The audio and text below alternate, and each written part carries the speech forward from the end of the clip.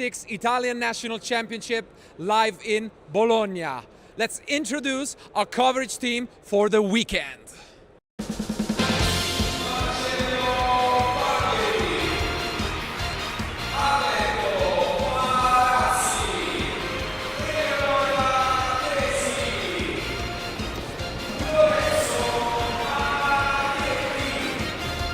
Here is our coverage team for the 2026 Italian National Championship live in Bologna. We got lots of great coverage coming your way. Welcome everyone to the day one of the 2026 Italian National Championship. I'm joined by Alberto and we are live from Bologna for what is the most important event of our national community, and we have an amazing crowd gathering here.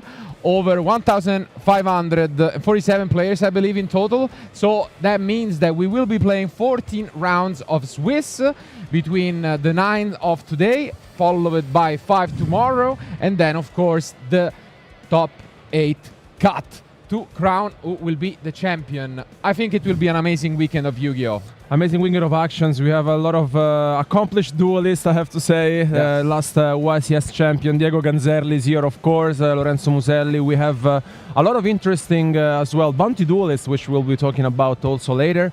But in general, I really feel like this is the moment where you really want to make the effort of the entire year to the national championship and become the new reigning champion before the European Championship. So absolutely. For anyone who might have followed national season, they might have seen you over in France. So we were not sure we would have you coming back here, but you were also joined by 2 additional casters. So later on you'll see the brand new additions to the team. We're excited to bring even more talent to accompany us through these rounds. And you have mentioned it already, one of the highlights of the weekend, just like it was for the other nationals, are the bounty duelists. I believe we have 7 today, and they are all amazing players, and a mix of content creator, YCS national champions, and we are starting off strong here in round 1 because, as tradition wants, we picked last year winner Flaminio Rossi. yeah, I mean, Flaminio last year showed us how incredible his deck was, honestly. Yeah. Piloting a deck which nobody was expecting, to be fair. It's always been one of those decks being under the radar. And here, on the other hand, 1 year later, talking about the meta discussion which you will be seeing this weekend, well, I mean, he's playing, I think we can say, the deck that has to be beaten this weekend, so yeah. Kill Tune. I mean, I'm not surprised, to be fair. Honestly, maybe he felt like this year he wanted to play something, along the line more consistent. I think makes sense. Yeah, yes or no, I would say. Sometimes, when there is a player, of course, I'm thinking about Dinka, mostly Dinka Bui, winning with an underdog strategy, let's say, like Memento was last year. They tend to keep this tradition alive and play with the surprise factor. Flaminio, as you said, not really going for this, playing Kultun and probably alongside Branded, the most represented deck this weekend. We'll make sure to let you guys know. But on the other hand, he will be facing off against quite the unpopular and unpredicted choice, because his opponent, Zhu Shengming, will be on Dark Lord. So I'm definitely quite excited to see what they have to offer us. Our players are ready. Let's not keep you guys posted and let's go into action.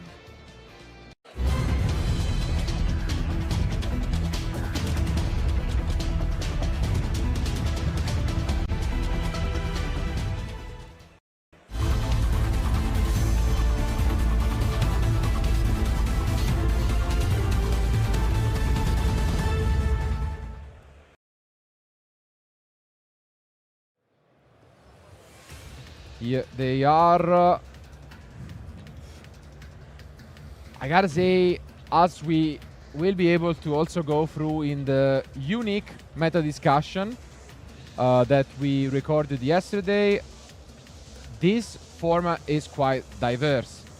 And, Kultun gives you the advantage of playing a lot of entraps. and possibly helping out against any sort of strategy you might not be too familiar against, and this will definitely be the case in this match. But it is Flaminio starting off strong. Here we are, Flaminio starting things off with mix. Yeah, I mean, we've seen the deck over the last national championships. The deck has been performing incredibly well, winning the UK national championship last week. Do we want to make our friendly bet already? We could. Okay, what do you think is gonna win the national? I'm taking Branded.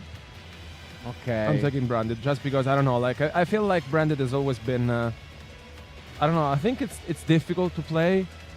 I mean, I really hope honestly can make it. Tough, really tough. I feel like Kultun is very strong. Yeah. But I'm taking Branded. Yeah. Okay, fair enough. I gotta say I also like Branded a bit more, but then I'll go with Kultun just because, you know, the number of amazing players that we have this weekend on the deck makes it maybe the boring answer, but the reliable one. And here we can see why with Flaminio.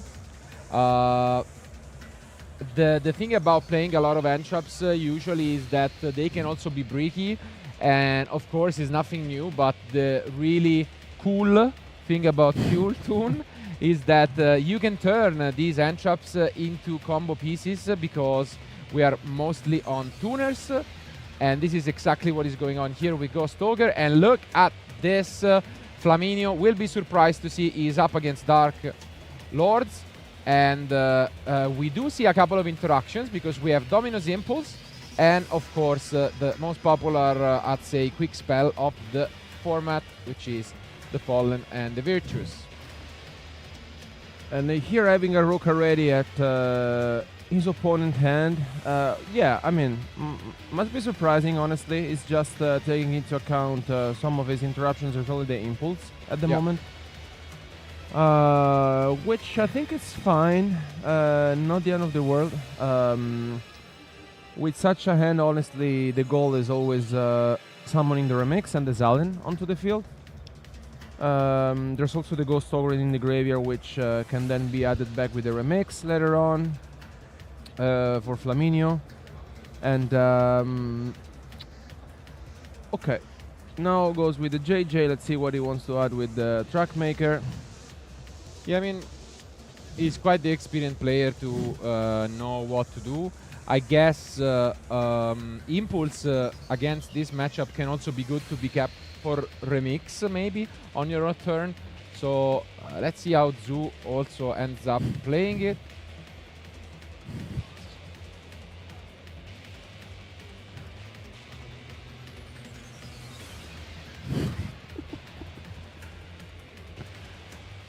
And I mean, yeah, here it's just the first of many of these combos that we will be witnessing all weekend long.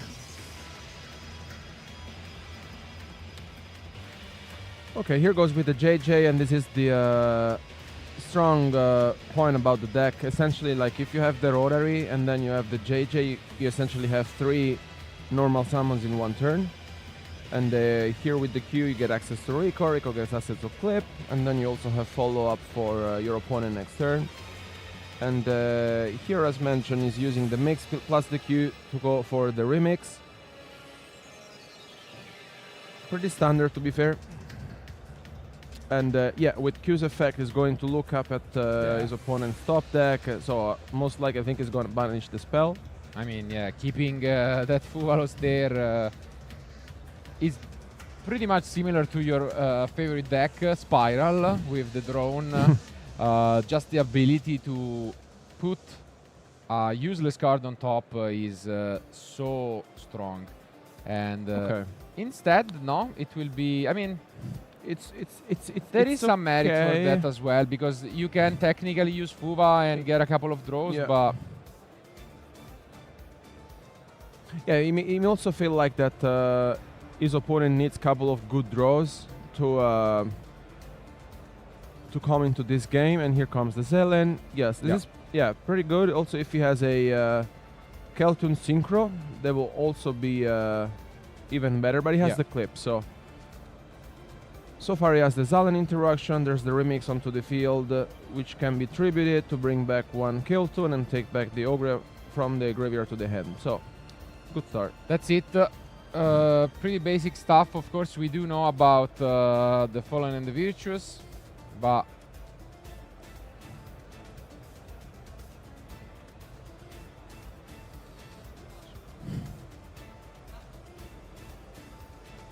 let's see if we can find anything. I think opening Ghoul Golette is also not exactly ideal. He's playing only 2 copies and he opened both.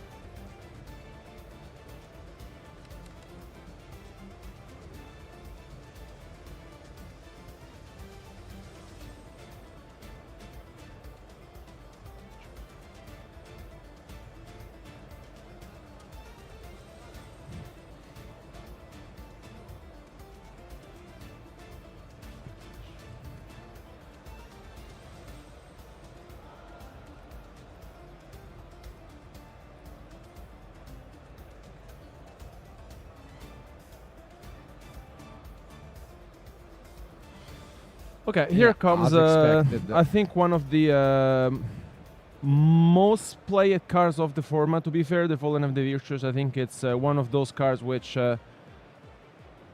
is being played, honestly, by most of our duelists over the last Nationals.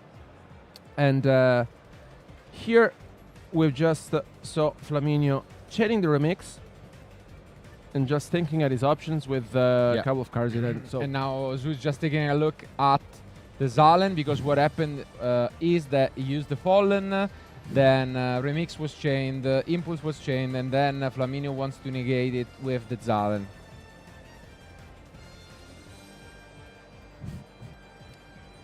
And here comes the back-to-back. Yeah. Well played here by Flaminio. Completely outplaying the Dark Lord deck. And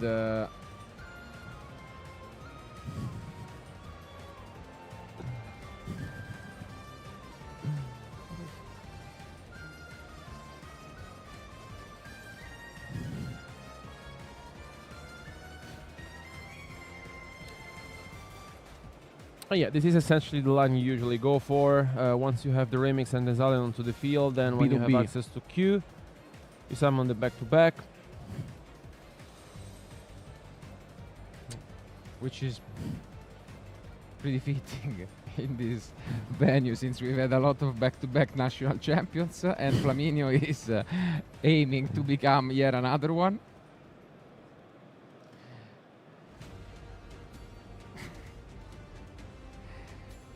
Unstable power.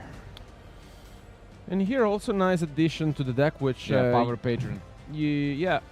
Quite surprising, honestly. You use this to get access to Power Patron cards, which I think is just playing a few in its main a few deck. engine. I mean, we've seen it have a lot of success just the last weekend in other national championships, and taking some inspiration and using a little bit of this engine in the Dark Lord deck. And yeah, here we can see adding the Terminus. Yeah, usually you have access to the Jubrido, which he doesn't have in the deck.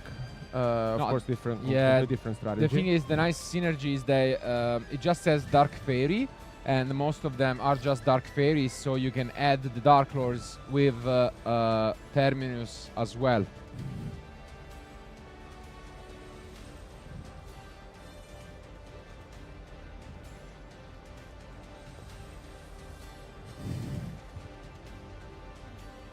Didn't see what he got back with the Remix. Not sure if the Ghost Ogre. Oh, so he just, he revealed some. So. Oh, okay, there's the Ash Blossom. The Ash, and Zu has seen enough. Ash Blossom stops the last push, and Flaminio takes game 1. I mean, pretty convincing start by the current national champion. I mean, only one interruption in the form of Domino's Impulse, and as we have said, against Kultun, maybe it's best to try and keep it for your own, but then as we can see, Zalen can just stop it, so it's just not ideal. And on his own, it's just such a consistent deck the way he has built it. It will be interesting to see how Flaminio responds now, because you know what he's up against. The truth is, he's already maining 20 Entrops. Literally half of his deck are Entrops.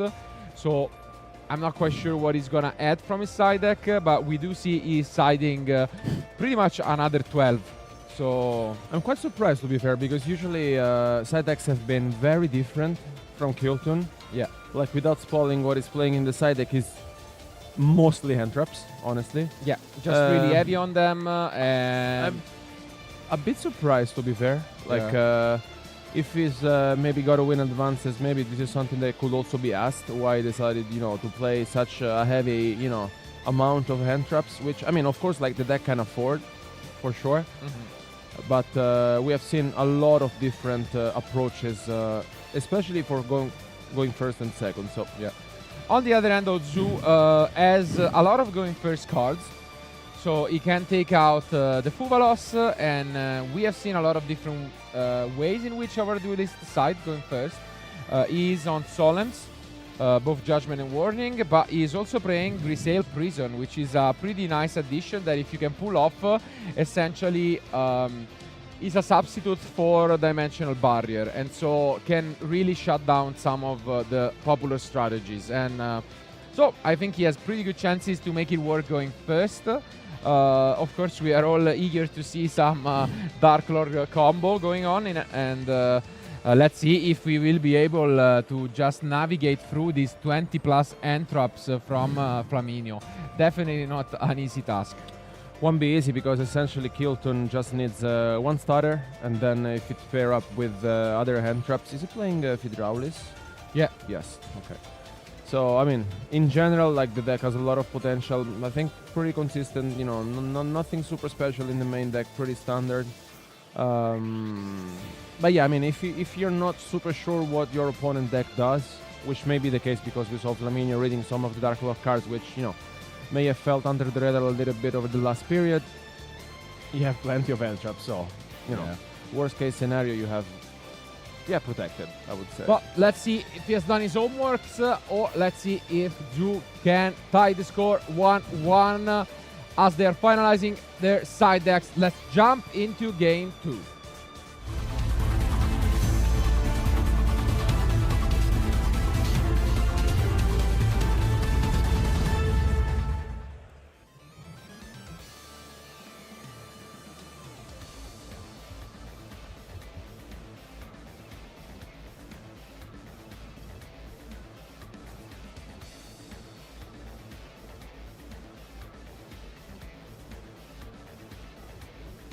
Here they are. Let's see these openings.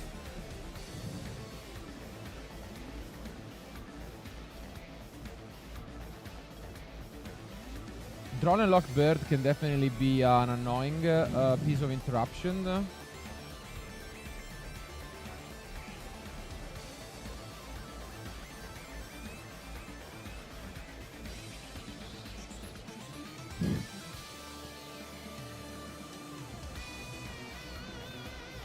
Let's see, a lot of spell cards in the end from Zu and and the Solemn Judgment from the side deck.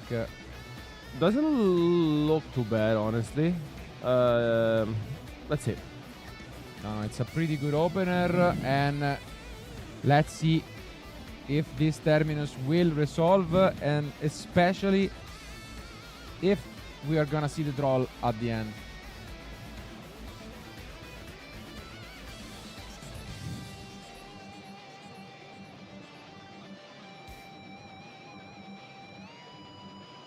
Big GIF.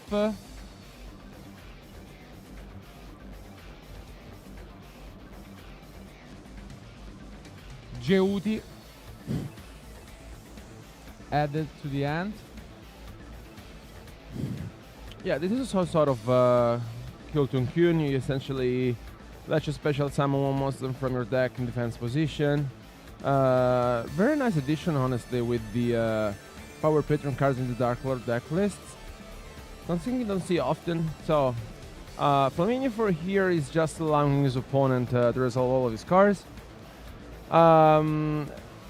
It'd be interesting to see if at some point Flaminio wants to interact.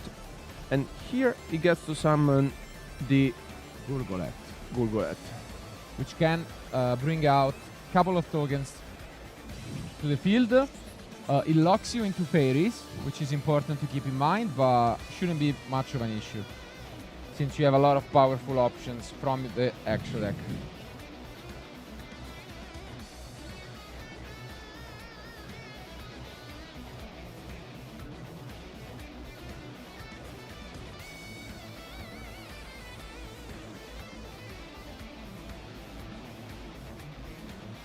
Using both Dark Lords here for the Herald. No, I mean, something that you don't see often. So I guess to search the spell.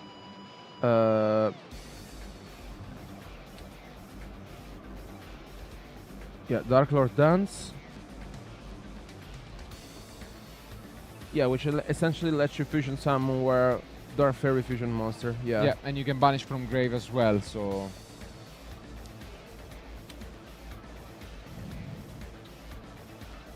Yeah, and I feel like this will be one of the few times where Flaminio has to read his opponent's card, because he's always been the one playing alternative decks also. So this is definitely something you don't see often, but... Here comes the dance.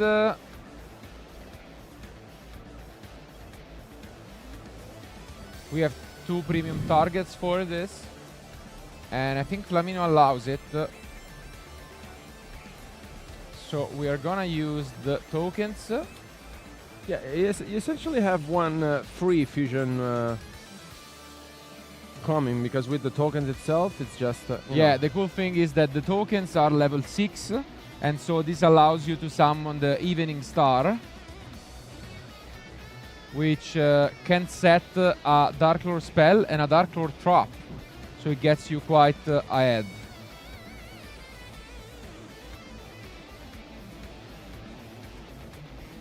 And yeah, here we see the cards of choices, which are the Rebellion, which is just a nice interruption to destroy a card on the field. And then we get to add another Dark Lord with the Banishment.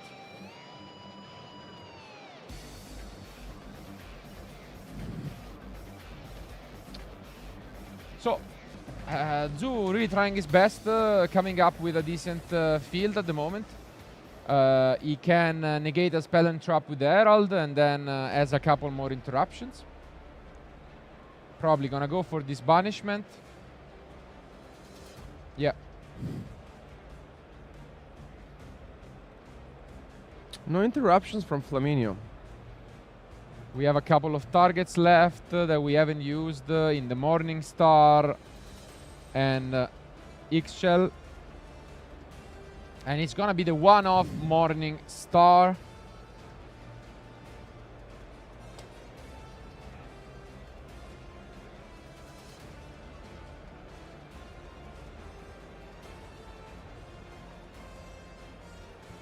Worst case scenario, we do need a Dark Lord in hand to discard for Rebellion.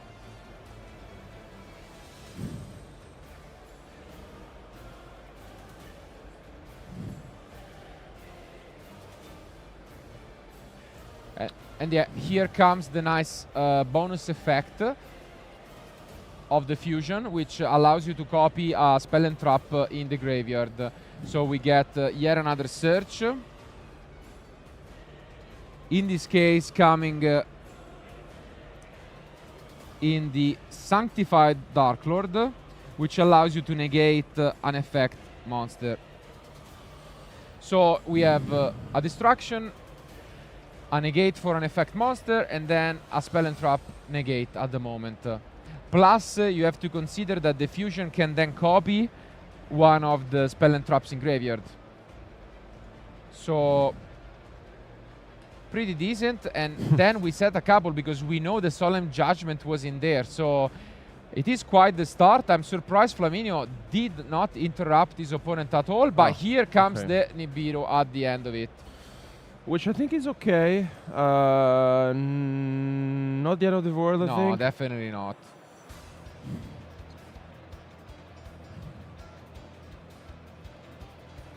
Because I feel like you can say that the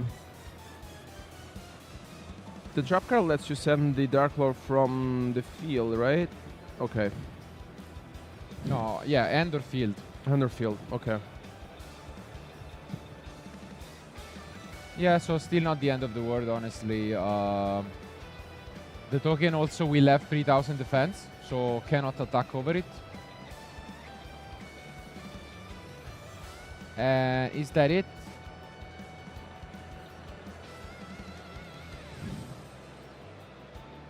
Seems like it.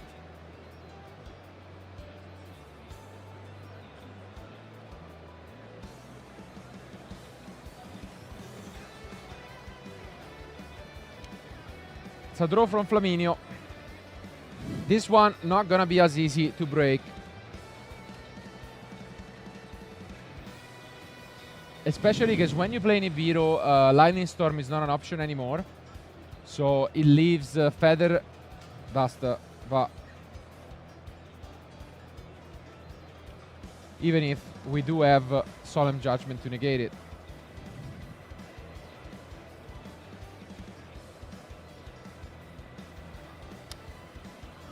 Okay, starting out with mix. And now it all depends on Flaminio's end, because essentially his opponent has for sure 2 negates in the form of Solemn Judgment and the trap. This is the first summon, so if Flaminio has a Rotary, you can then also perform another normal summon. He's playing 1 JJ, so it depends. Let's see if here he allows it. Seems like it. Okay. Good news.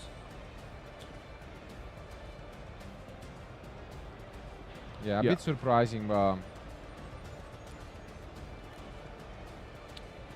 I think there is also a universe in which you can Solemn Judgment the mix and it just works. Because the thing is, if you Judgment the mix, he needs to have either Kulton Synchro, which of course like is a 3-off. He has to have Rotary plus. I mean, there's a few cards honestly which may help. It really depends. But here comes the Rotary plus the Q. Very good.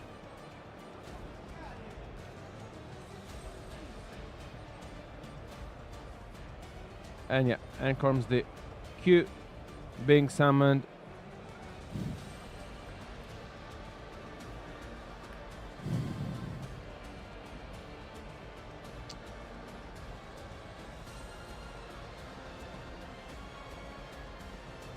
Depends here if he wants to go with the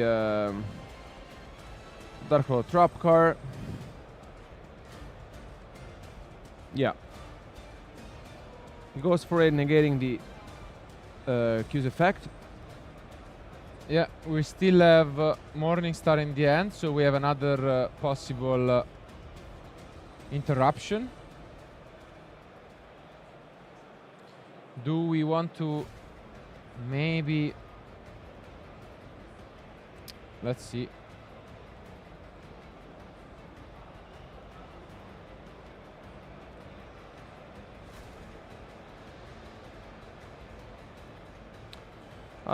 If he has a Kulton Synchro to be chained, this would be good.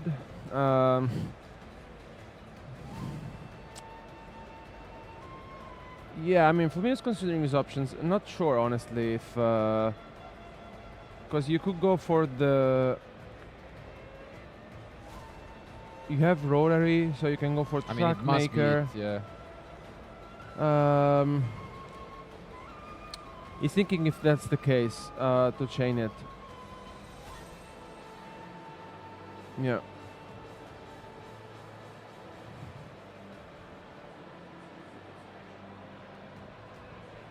Yeah. Yeah, as expected, it is chained. Do we want to solemn this? Another chance to do so.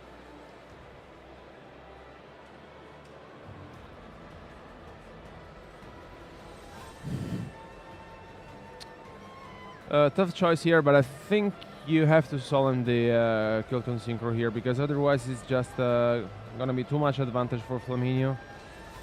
Yeah, having a read. Yeah, and I think that is the solemn, but we... Ah.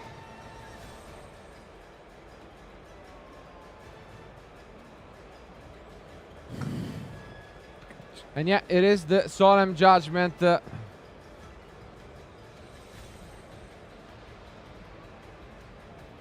But we still have plenty of plays available.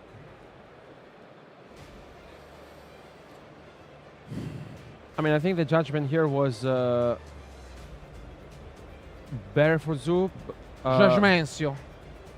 The thing is that with Rotary in hand, it can get very complicated for Zoo here, because here it comes to... Yeah, Rebellion to destroy one. Discarding, I believe, yeah, Morning Star. So we're gonna attempt to destroy a face-up card.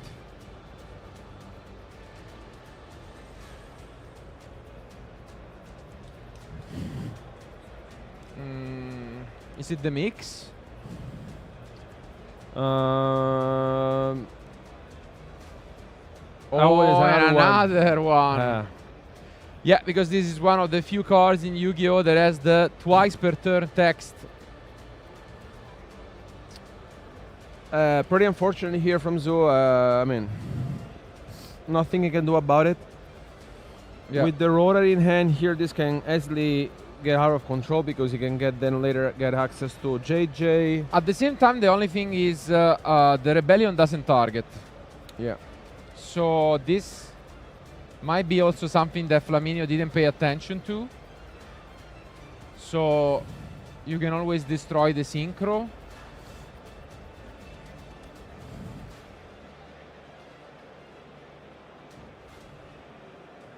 And I believe this might surprise him. So here has the Rotary, Q on the field, mix. He could get the Rico.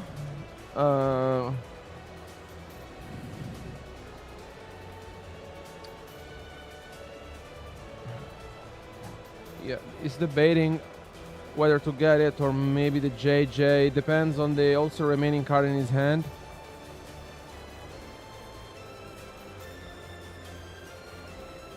Yeah, it's the Rico. Makes sense. And now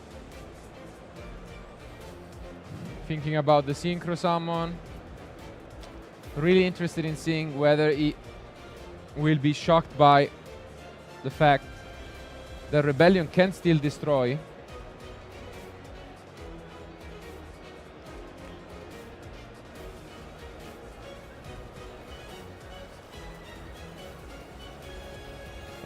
Tough spot here, because he could use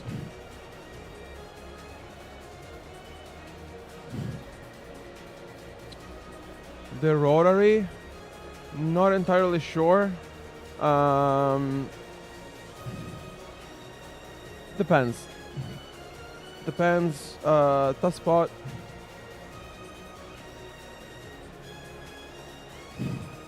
And yeah, I think now he's explaining to Flaminio that he can still pop. So he used the Rotary and the Q onto the field to make the Track Maker, which then gets popped.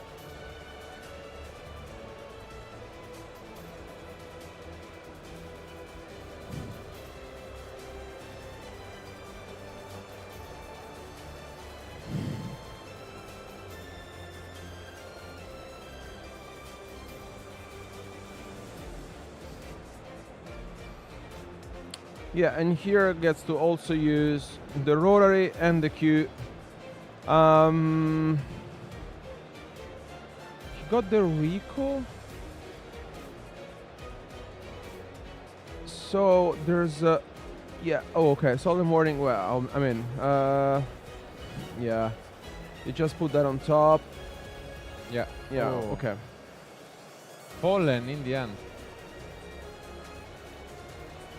Here also with the rotor he gets to add the JJ, and yeah, I mean essentially if Flaminio has also another piece in his hand, it's just gonna be too much for Zoo.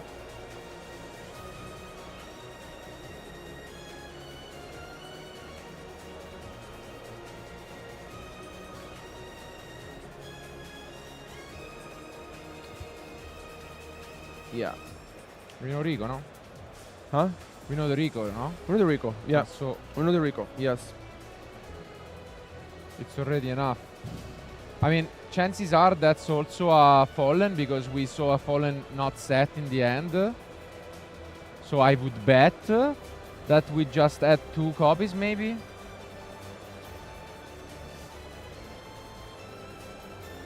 So, I mean, we could have used it on field spell, possibly, but not quite doing so.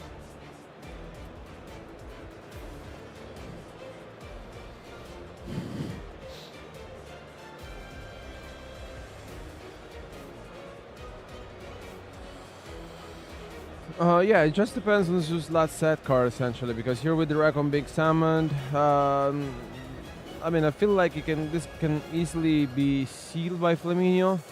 It just depends if he feels like he has a Fallen and the Virtuous being set, but Yeah. you know. Here with Rico's effect, it's just thinking whether to get back and recycle a Rotary from the graveyard. We've seen that recycle is very important for the deck, taking cards from the graveyard and leaving names onto the deck. Yeah, but yeah. As expected, it is the Fallen, which will have at the very least the benefit of shuffling the deck, because we have the Solemn Warning that we really don't want to draw into. I think Zoo here could have waited a little bit longer, I feel like, just because there's the JJ.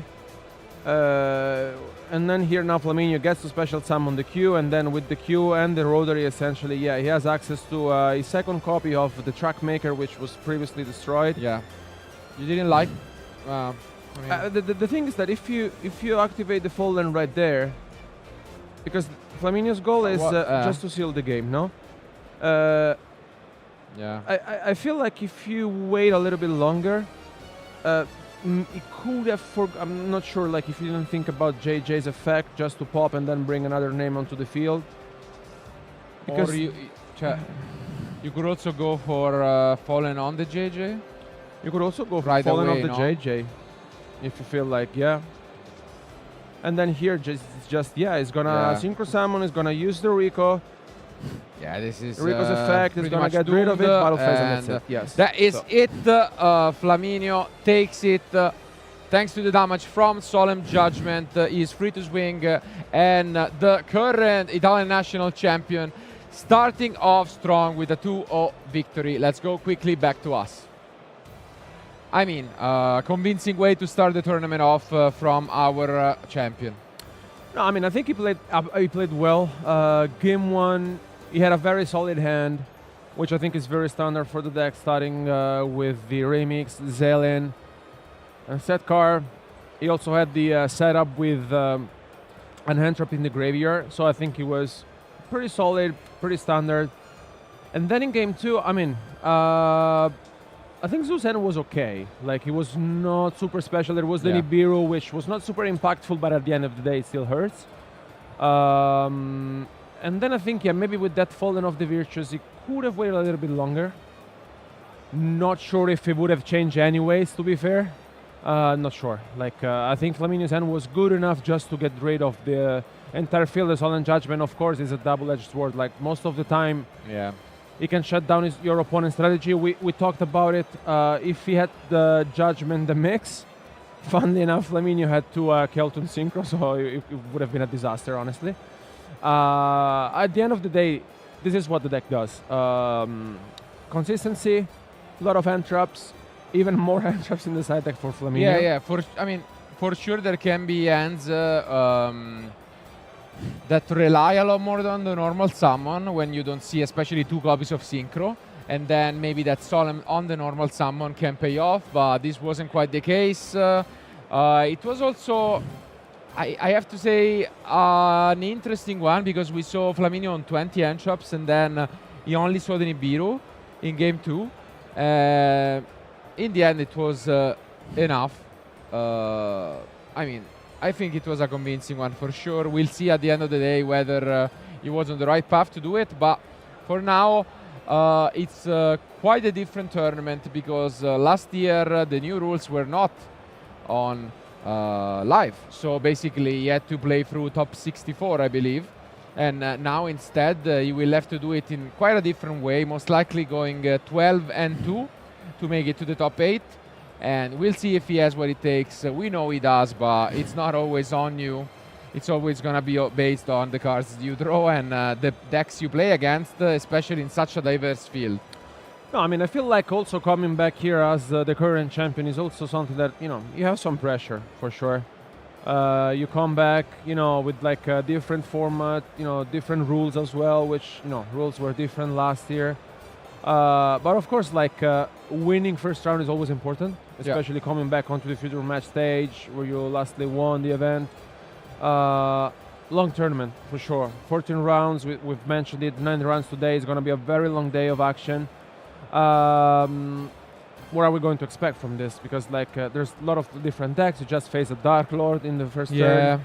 I mean, we've talked to a few duelists doing some interviews that will be shown later on, and everyone was on this debate of should I be playing a lot of entrops because there are a lot of decks that have had success such as Constellar Knight or even Fairy Tail, which if you are not playing entrops, if you're unbranded and you lose the die roll against them, it's pretty much doomed.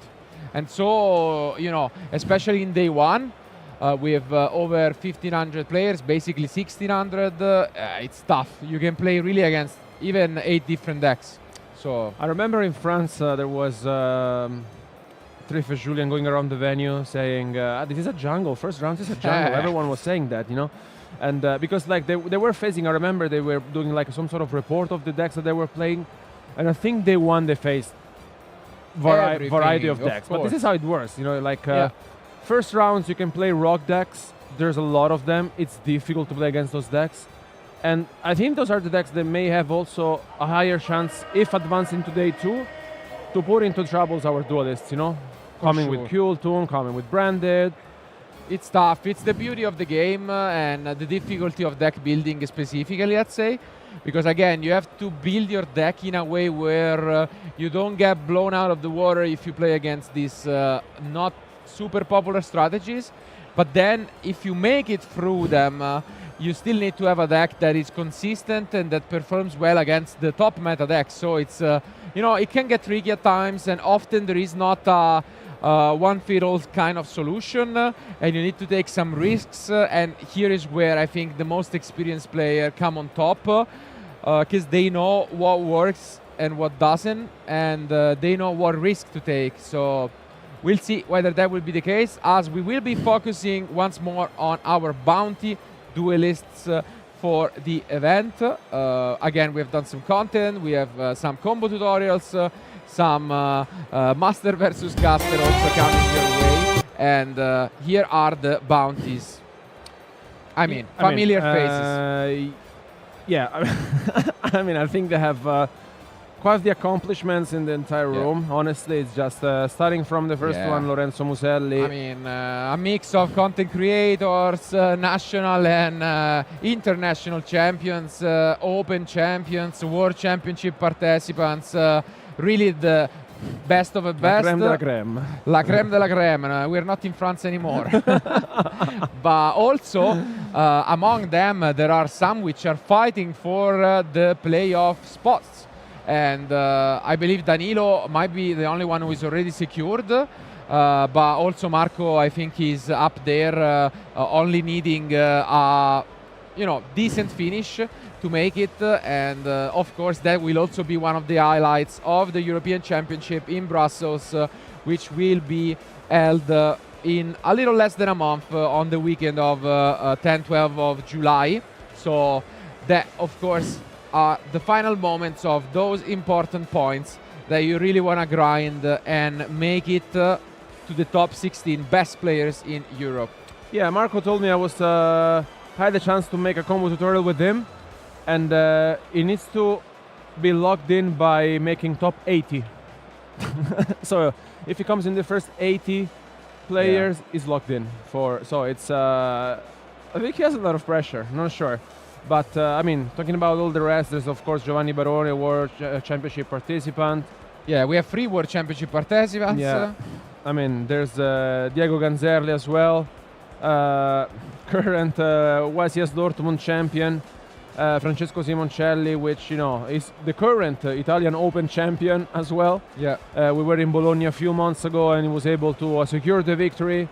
Then we have Danilo Syracuse, I mean, runner-up at this year YCS Dortmund. So we have 2 of our finalists of YCS Dortmund here. Multiple players that made it to the top 8 of the YCSs. I think, you know, between Danilo, Marco, they have really great showing, even on the international level. Like, we cannot complain about the quality of Italian players. Yeah, that keeps on being the narrative. And of course, we're gonna see a mix of the decks and a mix of the best players in the room. But of course, while we do so, we will be also hearing from the current national champion, Flaminio. It will be interesting again to open up a bit of his brain and understand how it went from being, let's say, an underdog in the community, playing an underdog deck, to becoming, you know, a champion, one of the favorites, and then switching to one of the most popular decks of the format. It will be very interesting to understand the choice behind the deck, because, I mean, we talked about it. I'm really curious to see the numbers this weekend at the Italian National Championship. Talking about Branded and Kiltun, so just the representatives of it. I mean, as mentioned, I really feel like Kiltun is the deck that needs to be beat, honestly. Like, it's the deck which is the strongest one, honestly. And there's also Branded, so I feel like the numbers will be there. Compared also to the other national championships we saw in the UK, German nationals, French nationals. It depends. Like, I feel like the deck are different. I also feel like we are in a certain stage of the meta where things might have changed just a little bit. So maybe our players may have focused more on Kiltun. Then we will see. I'm really curious to see also Sky Striker. I was impressed, honestly, by how Sky Striker performed over the last tournaments. He won by starting the German nationals, top 4 with our friend Leo at the French nationals. Maybe he's gonna get a chance also in the top 8 here, so who knows. Let's see. But anyways, our interview is ready, and so let me welcome you to the new introduction in our commentary team for the weekend, Eleonora, which will be interviewing Daniel Flaminio.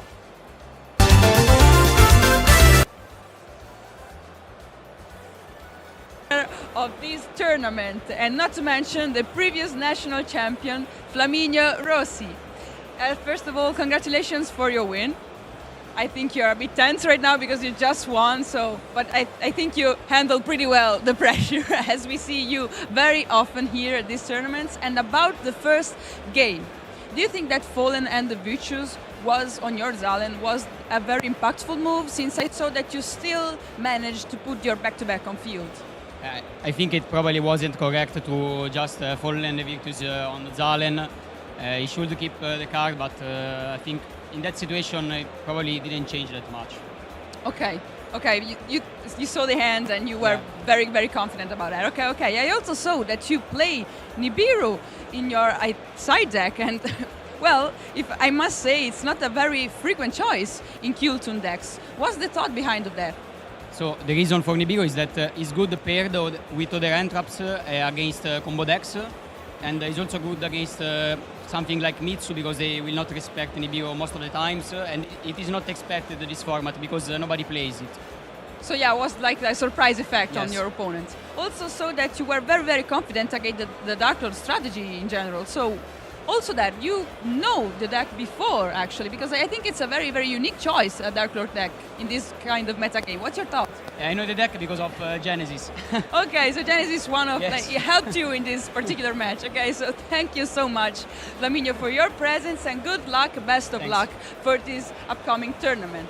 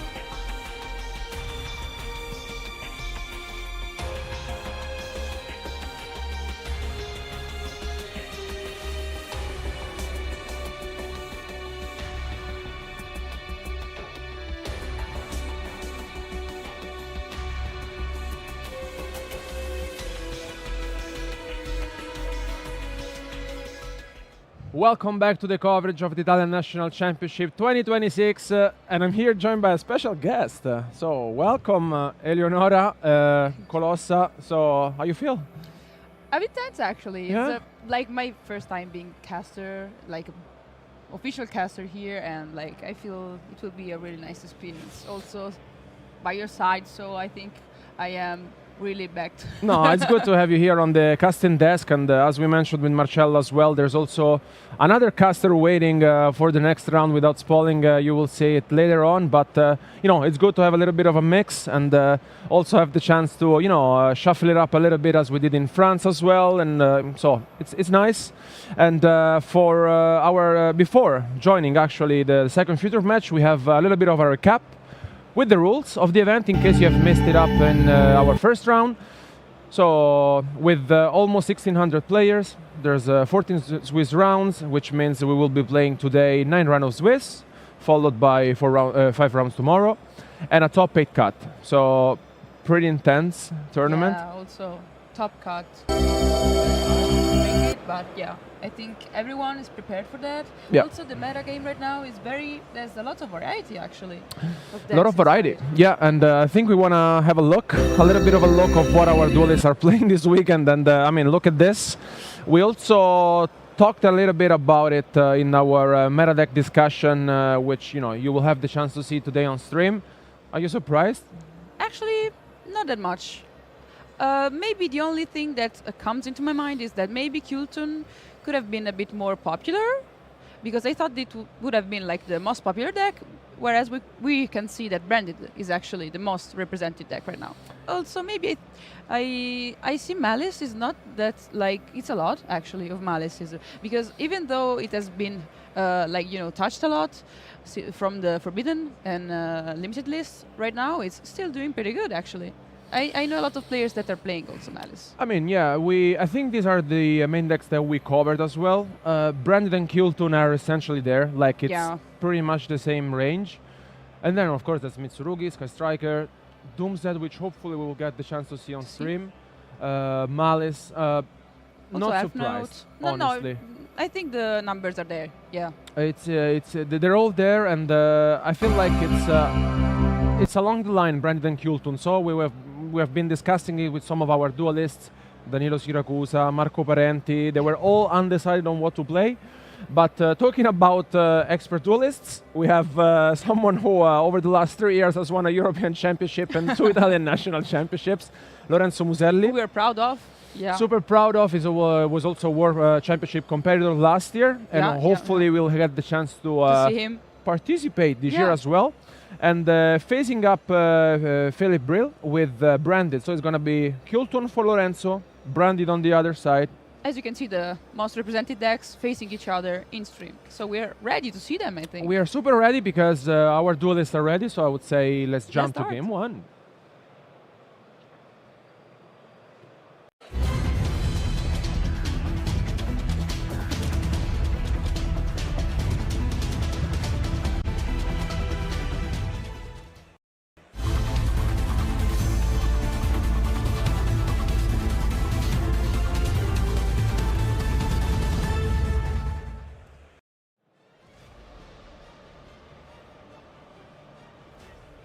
Okay.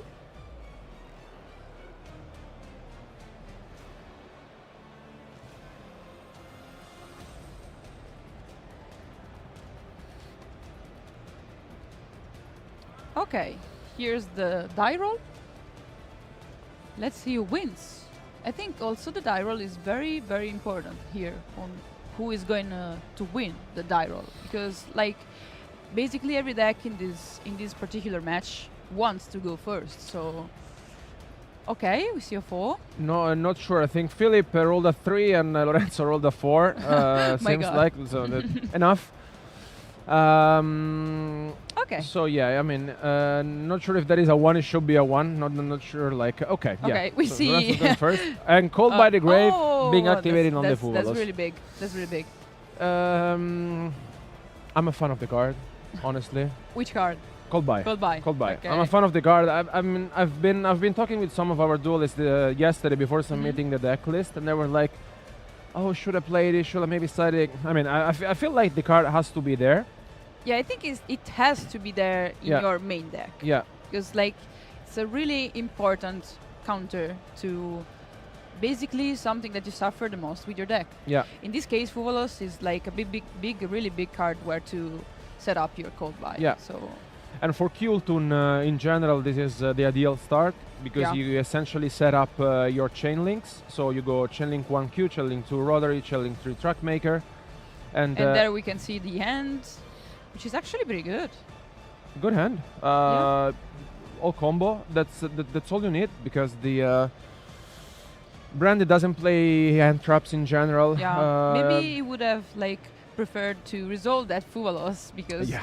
I mean having more gas to face the Kultun strat is a really important thing, I think, in this case. Also, he managed to bring out Ash, and you can cycle her. So yeah, we can see a very strong start by Lorenzo. That's very good. As you mentioned, this is what the deck does at its best. So with Q, you can bring her onto the field. The hand trap you feel like having in the deck, and then you can recycle with the remix, which will come up later on. And here, this is something that also has changed over the last weeks. JJ was, I remember at French Nationals, it was a 2-off in every single deck. Yeah. And most of our duelists are playing only one this weekend, so this is something that has to be kept in mind. I think like for consistency, it was also preferable. But here Okay. Lorenzo is giving, okay. Oh, he's giving a Fuvalos on top, which like here, like it's a, you know, it's not that really easy there to select which card to put on top because you know Fuvalos is still, even though it's not the best card you can draw. Yeah. With Kultun in the opponent's turn, you still can summon. So sometimes you can bring out some good cards on the opponent's side. So yeah, I don't think it was a very easy choice there. It's not an easy choice because, as you said, I think the Fuvalos can be activated to draw at least 1 to 2 cards, depending on your opponent. But also having the OG Albats, let's call it, it's dangerous. It's Very dangerous. You dangerous. just get rid of it. There's not gonna be there for the whole duel. Yeah. And it makes sense. So I think it's fine. Sometimes you just put the card at the bottom of the deck rather than on top. But seeing Philip hand, honestly, I feel like it's fine. And yeah, here just with the JJ, you get rid of the Ash Blossom. You get Mix onto the field. Of course. It's just going onto the loop of the Kultun deck. Yeah, pretty standard actually. Super standard. It's We see the synchro climbing there. mhm. We see the Ash bringing out. So yeah, okay. And here goes with the loudness word. Interesting line for Lorenzo, which this is something that can be seen sometimes. Instead of going with the remix right away, you just go for the loudness word before. And then if that's the case, and then you have, of course, a Rico, it's you're just gonna do it anyways. So that's what happens. Yeah. Rico shuffles back the mix onto the hand, and then you go with the remix. So pretty good hand. We see the setup there, setting 1, passing. So we draw the Fuvalos here. And pretty good line here from Lorenzo that decided to go for this. Loudness, for the loudness and go in the remix. So potentially it's protected, it's protected on one hand, and then on the other hand he can give maybe one max draw to his opponent with the Fuvalos. So well played by him.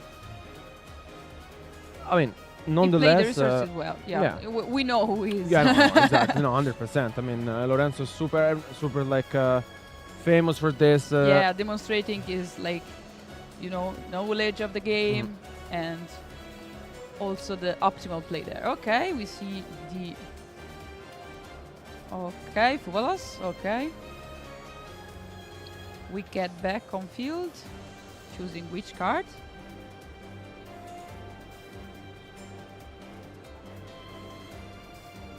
Okay, so like the Fuvalos there, this is not gonna do anything, and we get back the clip in hand and the wreck on field. So I think here we forgot the effect of the Cold by the Grave. by No, Philip. yeah, exactly. That's the thing. Because That's- like the that's- yeah. Fugalos does not do anything there. That's so the thing. Yes, it's like discarding one card Yeah. and that's all. that's the thing. It's just with the cold buy it's until the end of the next turn. So it's yeah, as you It's said, basically yeah. Philip seemed to have Mm-mm. forgotten the card. So okay, we go with the Kleja. Philip hand is not terrible. It's mostly engine.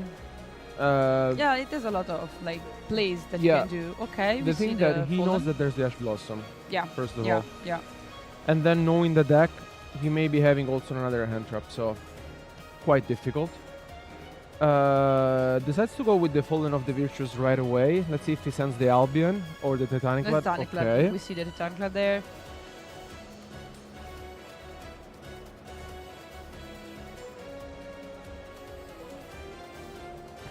Okay. We think here a bit. And okay, we do the effect. Banishing.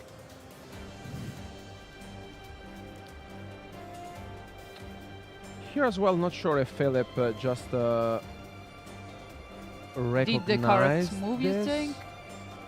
Uh, Yeah, because here we have the... yeah. Okay, yeah, in fact. Because of course with the loudness where you can just shuffle it back and you lose a lot of consistency by doing this. You essentially lose Okay, we go for the Albas. yeah. The I mean it's okay, you can send the Albion. Okay. Yeah, but there It's still tough we here have the because set. We also have Ash. It's difficult there to come out. because what is your goal? Because you know that your opponent had Ash. Here the second one, which honestly also this was something that how many is he playing? He's playing 2 of them. Yeah. The thing with this card is I feel like it's very good. You should maximize it, but I feel like a lot of players have also reduced it to 1 because it's one of those cards that you usually side out anyways. Yeah, You know? yeah. Like it's. I think this is the basic engine that you're gonna be removing from the main. So let's see what it does. Okay, we go for the synchro.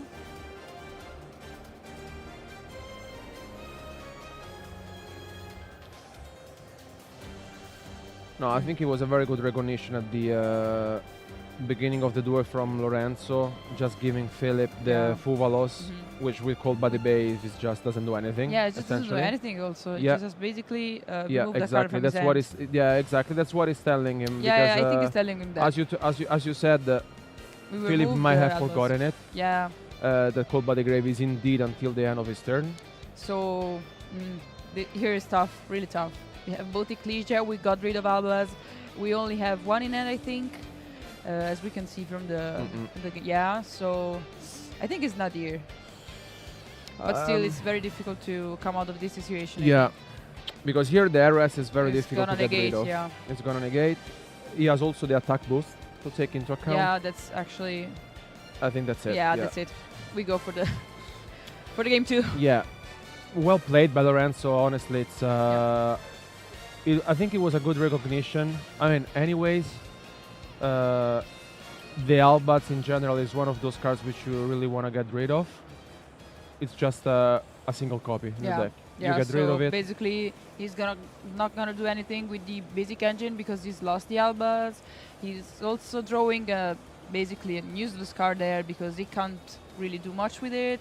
And so basically you got rid of 2 really important cards that could have been like dangerous on Lorenzo's field. Yeah. So they're well played by Lorenzo, and I hope we can see more in this like of Philip playing, because as you can see, Yeah, he we didn't do didn't much. see much. We didn't see much. His end was okay. I feel like Lorenzo's end was very good. Just in general, was pretty standard. Yeah. He went for the loudness word, which makes sense, especially knowing, thanks to the Yeah. rotary, that your opponent is on to branded. Didn't even do Ash. You didn't do Ash. The thing is that, as we said, if you do the Fallen of the Virtues right away and there's the loudness word, you can just shuffle back the piece into the graveyard, so you lose a little bit of advantage there. Top it up with the Ash Blossom. I think it was just too much, so it was. It was like the synchro for the RS, another negate. You have Ash in hand. Basically, have follow up. very difficult It's just to it's bring just too out much. the win. Yeah. So going to game 2, what do you feel like Philip can bring in? He has a pretty solid side deck, I would say. Yeah, I would think that draw there is not that bad because Kilton suffers from there. Going first can also maybe, I don't know. I think the draw would be the best choice there. Draw is good. Draw is good. He has a few cards, honestly, for other type of matches. Yeah, Going second, I also- feel like he has a lot. For go second, it has a lot of cards. I feel like going first maybe, he's got the diabels, but I don't know what's gonna do actually to Kilton. I don't think it's that much effective there. Diabel depends. Depends on Co- which side deck also Lorenzo has. It depends. It Depends. depends about that. But I mean, yeah, Lorenzo also has a pretty standard side deck, I Yeah. would say. I think there's Uh, Borussia that you can bring in. Different There's hand lots. traps. There's a lot of variety. But talking about variety, I think our duelists are ready. So let's go into game 2. Let's reach into game 2, yeah.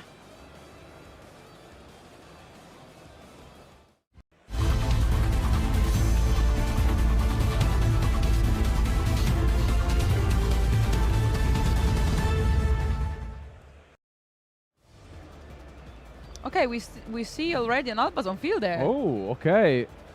Well, this is pretty Okay. solid. Mhm. Pretty solid opening from Philip, and I see 4 spells, which is good. Okay. Oh, and we also have Fubalos there. Nice. Well, this is an issue. Yeah. This is definitely an issue for the deck Definitely an because he essentially forces you not only to play around the Fubalos, but potentially like variety of Not hand doing traps. much also there. You can It's a you can problem. tell that Philip is just debating here because he knows that if you just wanna do your basic things, you have to give your opponent at least 2 draws. Yeah. And that's And- also a problem because if you even are afraid of like field breakers in general, it's actually very difficult there. Yeah. Here you could go for a different line. Philip is just going with the virtues. Yeah, taking the Yeah. fallen off. Yeah. Also, so maybe so in hand there it's got like the super polymerization. So, but I don't know if I would feel confident to pass just on 2 sets there. No, That's no, very no, dangerous. No, not at all. It's Not at very all. dangerous. Like it would be like betting on 2 cards and not doing much. It's like I don't know. Maybe he can do. I would go for the 2 draws and trying to set up more instead of just passing there. The thing is that he has a very, very good hand. Full of spells also. Full of spells. It's full of engine. It drew into another spell. Not sure what that was. The opening, I think. It gets rid of it. Yeah. Uh, Have it- the ultra polymerization also. I think he drew Brandon in high spirits, which is good because Yeah. I think it's one of those cards which gives you consistency, and I think it's Yeah, we will go for it and we get Ash. Okay. Yeah. Lorenzo goes with Ash because I feel like Lorenzo knows that if you Ash the Brandon in high spirits, then your opponent is either forced to Mhm. pass Yeah. if he doesn't want you to draw any other cards. Okay. And yeah, it's at super poly. Okay, he okay, says it okay. and makes sense. I think. I mean, Still use 2 cards, so not the end of the world for Philip because he has super poly, which is good. He has the Fallen of the Virtuous. Then here we go into the end phase. So then there's we get another cards. Yeah. this is okay. Honestly, it's not bad. Not that bad. Not that bad. I don't know if we could have done more there. Yeah. Realistically, I don't know. Because Ash, Fuvalos, if it was just the Fuvalos, but also the Ash on the high spirits, maybe he didn't want to risk it all and just like setting 2 and going strong with this. With also retribution there. Yeah, I think it's good. I mean, again, you were Fuvad, you were Ashed. Lorenzo has 4 cards in hand. You have the Retribution plus the Super Poly and the Fallen of the Virtues. This is not bad at all for Philip, to be fair. That's it. Now from Lorenzo, how this will be played out.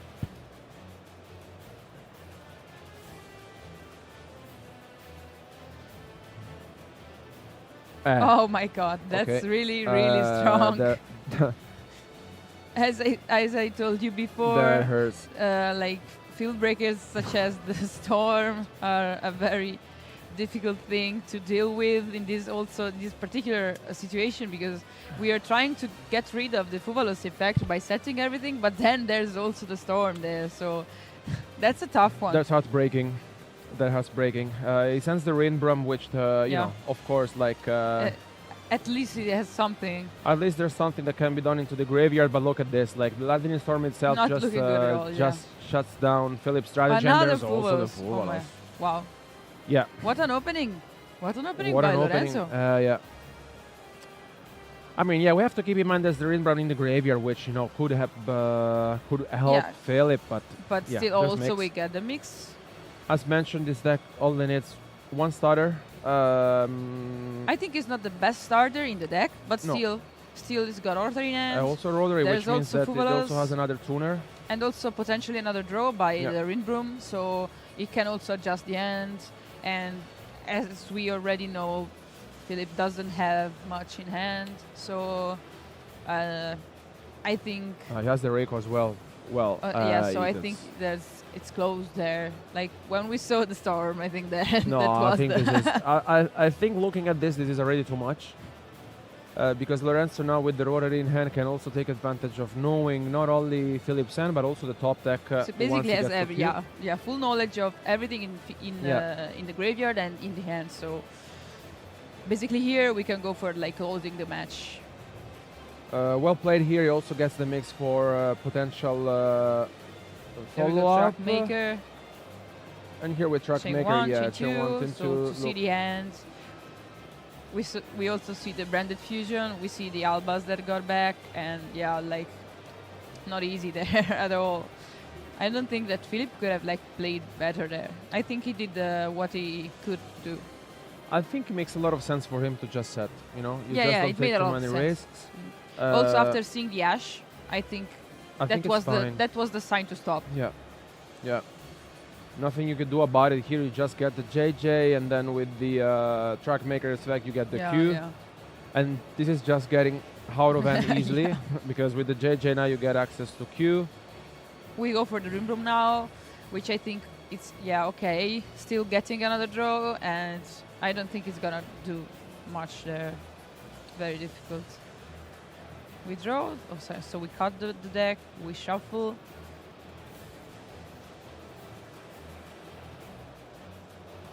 Okay.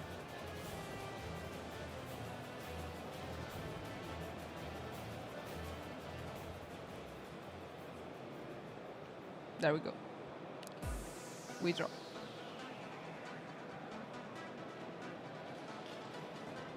Eclipse effect, okay.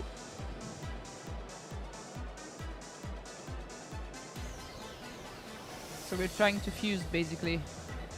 I think And it's we just, draw again. I think it's forced. The thing is that Yeah, it's just forced to It's do this. forced, Oh wow! And there's the and ogre. there's the ogre Wow, there. this Yeah, hurts. that's This not hurts so much. impossible there to remove. These hurt so much because essentially also lost the branded fusion that he got rid of. So it's No, he's got a retribution in the graveyard, but Yeah. still, I don't think he's gonna make it to the next. the thing is, yeah, I think it's turn. never gonna get to that point because Lorenzo is now 5 cards in hand with the JJ. He also get access to Q, and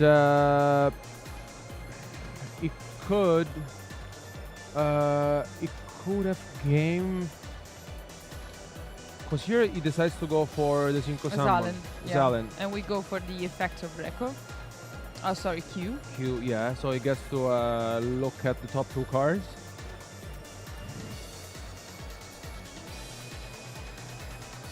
Yeah, and then he also bounced back. Mystic and rest. Yeah. He also bounced back the Fallen of the White thanks to Trackmaker's effect once he gets sent to the graveyard. Get the Q again. Q against Trackmaker. Trackmaker, and I think this is back to back Go in for this the game. synchro Yes. climbing there, and I think we'll go for a game here. Yeah, back to back. You do here. Which what makes is it, also attack 6, more. So you do RS. Lorenzo is just making sure there's nothing else to be activated. Yeah. And okay, no, Loudness loudness war, it's fine. and Yeah, we it's can, it's we more, can, it's fine. yeah, it's they get enough. 4 attacks there, and okay, that's game. Yeah. Yeah. There it goes. Bravo to Lorenzo, honestly, what a showcase. I mean, there's no surprise. No, honestly. not at all. But like also knowing the hands afterwards, I don't think that Philip would have done much since like Lorenzo has like going second. I think it had everything he would need to in order to beat the branded strategy there. So yeah, what do you think about like?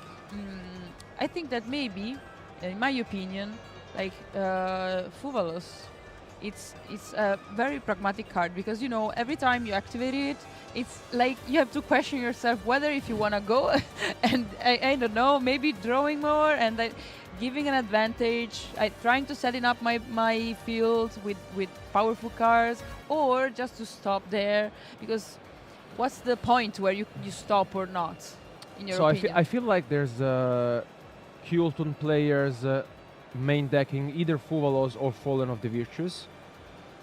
I feel like the card, of course, is extremely powerful, no matter what. As we saw in Game 1, there's something that happened. Of course, there was the Call by the Grave, preventing Philip to draw extra cards with the Fuvalos.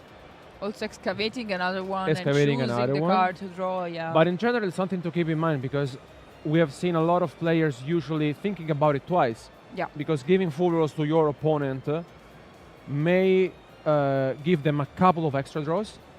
Because there's of course the remix being activated, so there's a few things going on. Also, if there's a Kultun synchro, but as you mentioned, I feel like the card is strong. There's no matter what. There was not much, honestly, Philip could have done. No, not really.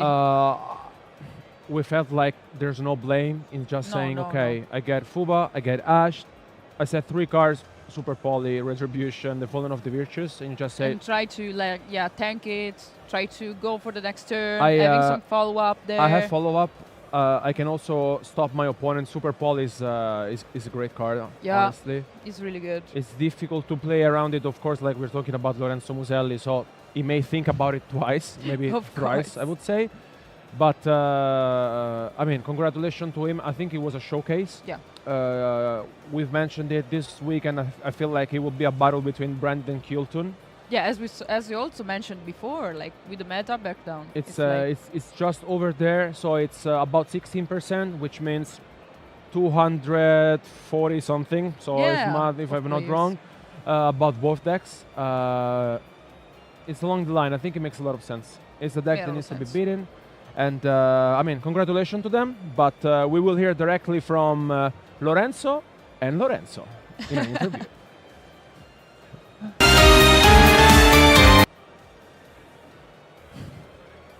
Italian national. I'm really happy to be here with Lorenzo, such an amazing player. And I mean, your team is full of players like Italian national winners, war participants, YCS winners. How does it feel to keep the standards this high? I think the key point is the friendship we have.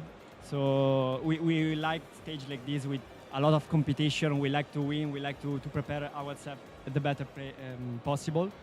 But like the key point is the friendship and the work we put on, the love we put on this game. So this very nice. Yeah, we can see a lot of effort, and I mean the results coming. So must be you must be very proud of you guys. Of course, yeah. And you know, I wanted to ask you, in your preparation for this specific national, how did it change, if it did, your preparation? Because this is the first Italian Nats that we are doing with the system of the top 8, the top 8 cut. Yes. Did it change a bit in your preparation or not? Yes. For sure, because like when the system was the old system, with the old system you can like do meta calls because you have more life in the Swiss rounds, so you can afford to lose more matches. So now with this kind of system, I mean, you have to play a consistent deck, of course. Meta call are good, but you have to understand that it's a nation, so you can play whatever deck you can